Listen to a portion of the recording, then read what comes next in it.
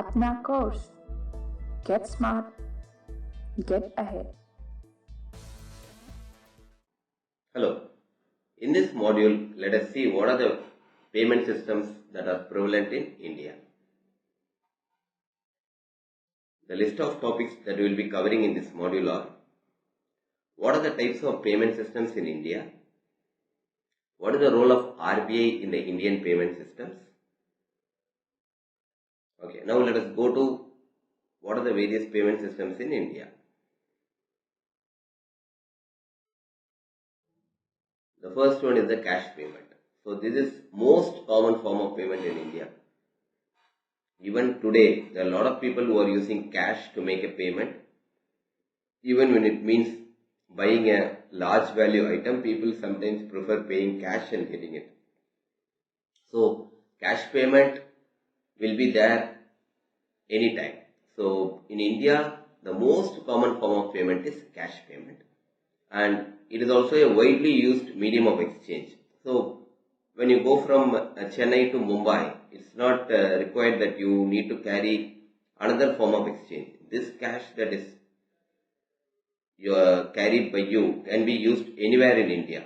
So this is basically a widely used medium of exchange, and these are legal tender throughout India. So as I said before, if I am traveling from here Chennai to Agra or Mumbai to Kanyakumari, I can use the same cash to make a payment or to make deposit in any account.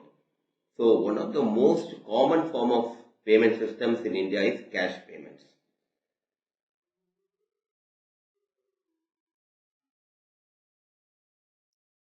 The other form is called the non-cash payments. So whatever payments where cash is not used, they are called as non-cash payments. And now there are a lot of instruments which are categorized under non-cash payments. I have listed few, which are checks, debit or credit transfers, settlement transactions, direct debits, and credit and debit cards. So what are the types of non-cash payments? One is a check. So initially when we spoke about cash, that was a widely accepted legal tender. So people used to use cash to make a payment, or they used to receive cash. But whenever there are large value transactions, or I need to travel somewhere and make a payment, carrying cash is a very risky proposition. So it was better to use another form of payment where the risk is minimized and also there is a proof of a transaction. So in a cash transaction, if I give cash to another person, there is no proof that I have paid him. So there was a requirement of a proof of a transaction and also avoiding the risk. There came checks. When you are having an account with a bank, the bank gives you a checkbook. You can use the check to make payment to other people. So through this, what has happened? The transaction, there is a proof. When you get the bank statement, there is a proof that you make the payment from your account to another person's account. So later the person cannot tell that you have not made the payment, and you are satisfied that there is no risk in your money. So most people started using checks. In fact, today almost 100% of the people are using checks to make transactions. So the volume of checks have increased over years, which also facilitated opening of new banks and branches. Initially, people were little hesitant to go to a bank because they were comfortable with the local money lenders or the local institutions. But as they got confidence with all these checks and other instruments, all the people, even in a village or a city, there are a lot of banks that are there available now where a person can go there and do some transactions, or is given a debit card to withdraw cash from the ATM, or is given a checkbook to make transactions through the check. Check is basically given to me when I have an account with the bank. What happens if I do not have an account with the bank? Or I can give check for any amount to any person. For example, in my account, I might be having 1 lakh rupees. I can even give a check to a person for 2 lakh rupees. What happens when the check goes to the bank, is deposited in my bank, that will be returned. So there is a risk here where the amount cannot be received through check also, because it's been issued by me and there is no guarantee that there are funds in my account. So in this case, we have an option called the banker's checks and payment orders. So these instruments are actually issued by the banks themselves. It is signed by a bank official and it guarantees the payment of the amount that is mentioned in the instrument.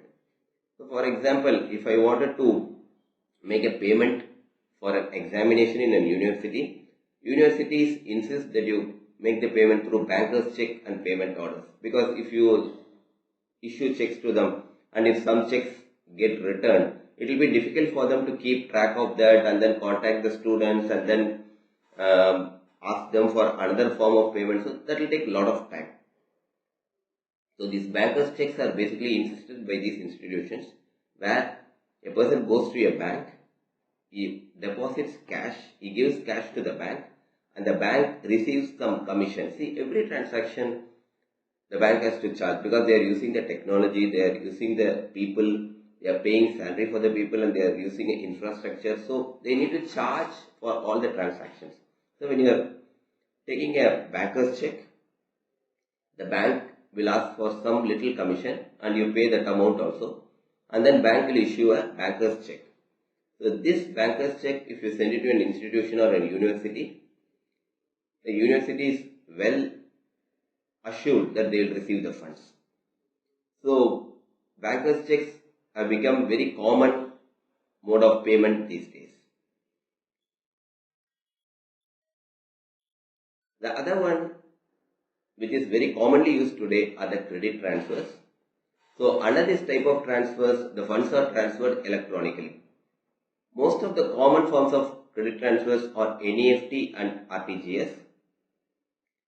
So earlier, as I said, if I want, I can make a check payment to another person, and it involves you having a checkbook, you're writing the instructions and then giving it to the other person. Either the person has to come to you or you will have to go to this particular bank and make a deposit. So that involves time.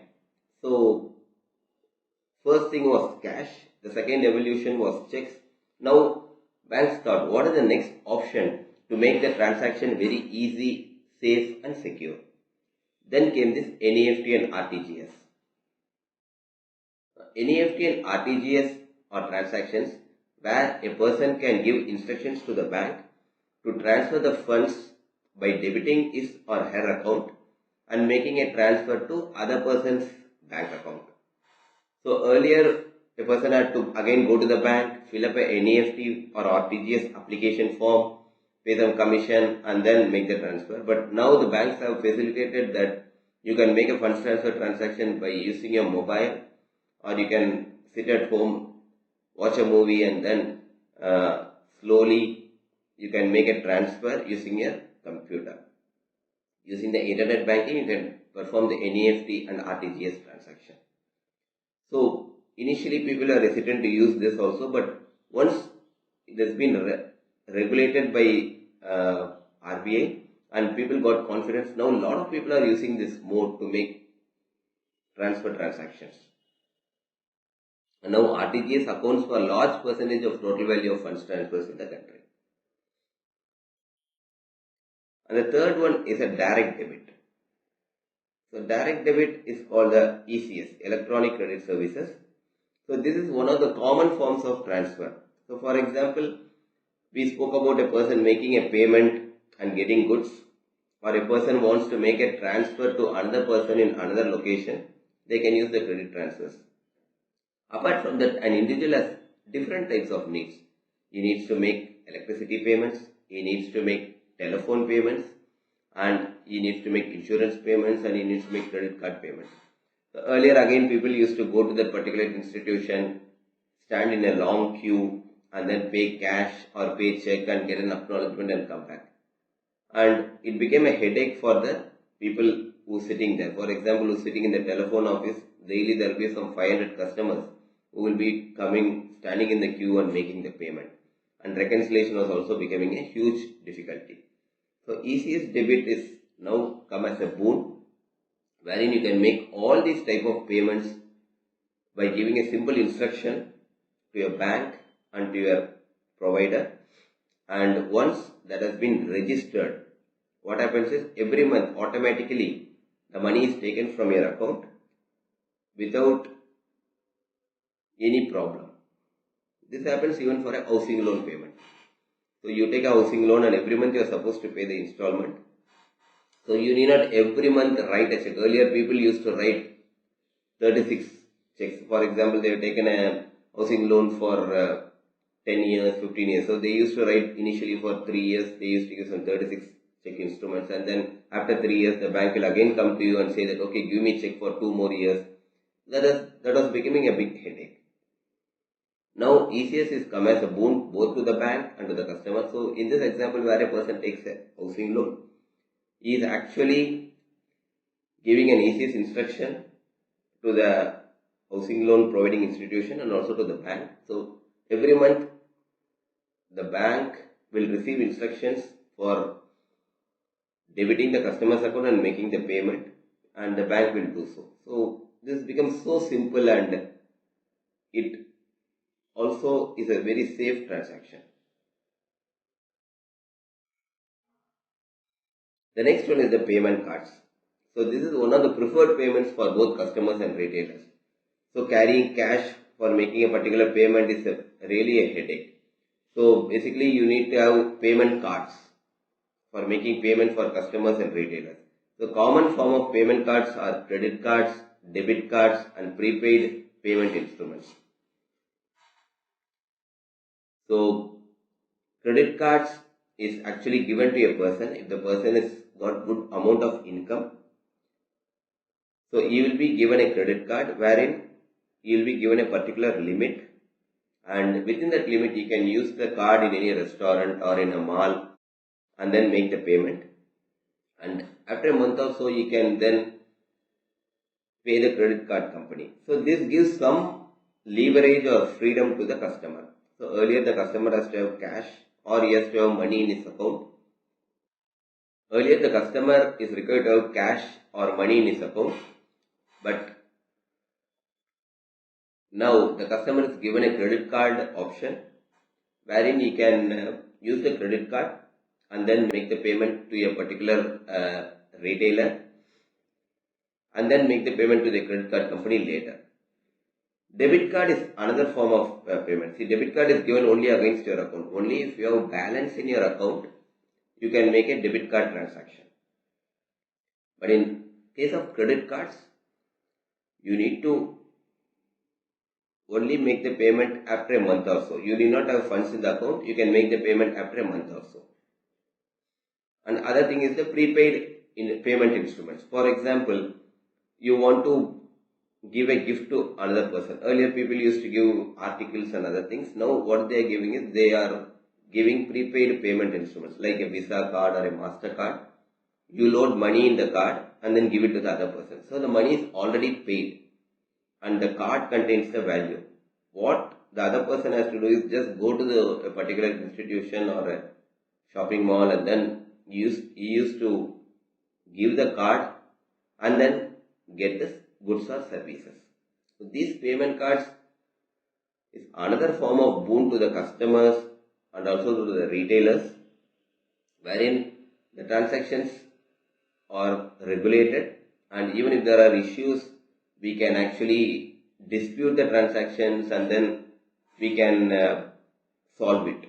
So these are also more regulated by RBI, and it ensures that there is no risk in the transactions.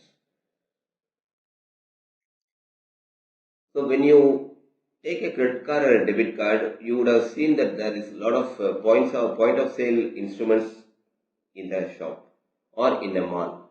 So earlier traders used to say that I will accept only cash, but then they realized that it is very difficult to manage. So now you see that a lot of point of sale instruments are available in shops. So these point of sale machines are very useful, where the customers can just give the card and the card is swiped in the machine, and then you put a PIN number and the transaction is validated, and then the amount comes to the trader in 2 days or 3 days. So the POS terminal is another form of boon for the trader. People use POS terminals not only for making a transaction, you can also use them for making cash withdrawals. Next, we talk about the most common thing that we do on a daily basis or probably once in a week. So it's basically a ATM transaction. ATM is basically automated teller machine transaction. So ATM is basically a boon for customers who wants to deposit or withdraw cash without visiting a branch. So we actually spoke about people visiting a branch and making a cash deposit or a withdrawal. And as more transactions increase, think of a situation where there are no ATMs. A person sitting in the bank has to handle hundreds and thousands of customers in a day. So if he opens the branch at 8 a.m., by the time he closes the branch, it will be 11 p.m. or 12 p.m. So it will be really a sorry state of affairs. So ATM initially was started where customers can use the ATM cards to withdraw money. Now almost all the features that a person can do in a savings account is facilitated in an ATM. So the person can even make a deposit of cash. For example, a person has got some cash, he needs to deposit in his account, but it's already 8 p.m. All the banks are closed. So you need not worry, you can just go to an ATM, use the card, deposit the money in the account, and then next day it's going to be credited in his account. And you will be getting an acknowledgement also. So you will be getting a receipt for it. So there is a acknowledgement for the transaction. And customers can also make checkbook request, and they can make stop payment and request for statements through ATM. So earlier all these transactions the customers have to go to the branch. They used to trouble the bank staff. When I say trouble, it's because if the request comes from a single customer, it will be easy to handle, but there are hundreds and thousands of customers. So each customer will have different needs in a day. So if the bank wants to facilitate all that, it will take a lot of time. So ATMs is actually helping the banks and also the customers, where the customers can go and do the transaction in an ATM. Next one is the money order and the postal order. So these money order and postal order are other form of non-cash transactions that are facilitated by the post offices. In fact, even some people in cities or villages, they use money orders where a person personally visits the post office, he pays the money, and then the post office ensures that the money is physically given to the other person. So this is actually another form of payment system in India. Next one is the mobile or internet banking. So initially customers had checks and then they had ATMs. So now banks thought, what is the other step? What is the next step where we can make customers stay at home rather than making them travel all the way to a bank branch or they need to go to an ATM. So they used mobile or internet banking. So in a mobile, you are given mobile banking option. So you can log into your bank account, you can see the transactions, you can make funds transfers, all those things. Similarly, in the internet banking, you can see the details of their accounts, you can order for statements. So mobile or internet banking is the next step from checkbook to ATM. The other one is the internet or mobile phone banking. So most of these banks offer these services where you can just use the phone banking services of the bank, and then you can make funds transfer between accounts, bill payments, and even online securities trading is facilitated by phone banking. So the customer need not worry about the transaction being insecure or something like that. So this facilitates that the transaction is 100% secure. Apna course. Get smart. Get ahead.